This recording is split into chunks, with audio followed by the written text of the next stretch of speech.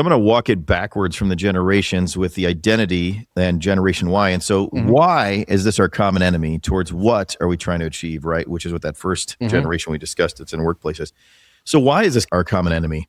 And I think that's what we say to this generation, this generation Y, is saying why? Why is the benefit to you and why is that common enemy? And then we look at that middle generation and say, okay, so what? What do we need to do? Right? What do we need to do? What's the objectives we need to accomplish in order to achieve the outcome, the collective outcome that benefits everyone?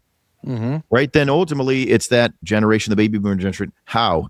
Because that's what they said. We don't necessarily need to know what we're doing. We just need to know how we're doing it. Right? They were more practical or tangible. And so I think, as we're a multi-generational leader, we need to understand all three. Why? Why are we doing this? Right? That's this current generation. I won't do anything unless I say why. And then we need to help them understand what needs to be done. Right? The generation X, like I'm in, we understand what needs to be done, and then we figure out how, right? And so we communicate what, and that's your objectives.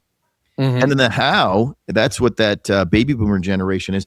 That's the practical application of that. How many people, how many resources, how much? And so as we look at it, we communicate to each three generations, why, what, and how are so important. And the 3 generations ago, you could just do the how, right? And then 2 generations ago, you could just do the what. And now we need to understand why, what, and how, and that's how we collectively do that. And if we only stay on why, we never get anything done, right? If we only stay on what, we have too much theory, right? I hear that too. The theory and the practical have to work together. Theoretically, what needs to be done, how is the practical, right? And so I think you really need all of those to work well together in a multi-generational workforce, and then also as a next generation leader to drive that going forward.